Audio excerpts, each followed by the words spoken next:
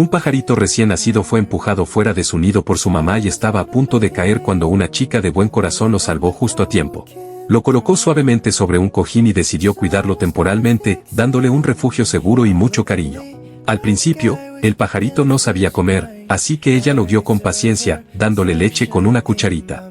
Pronto aprendió a alimentarse solo. Después de cada comida, se acurrucaba en su pequeño nido y dormía tranquilo.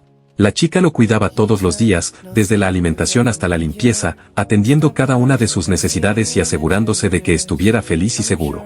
Con el tiempo, el pájaro creció y se volvió juguetón, escondiéndose para sorprenderla o molestando al perro de la familia. Sus alas se hicieron fuertes y sus plumas más bonitas. Un día se enfermó, y la chica se preocupó, dándole medicina con cuidado hasta que se recuperó por completo. A partir de ese momento, comprendió que este adorable pajarito no era solo una mascota, sino parte de la familia, y que siempre tendría un lugar especial en su corazón.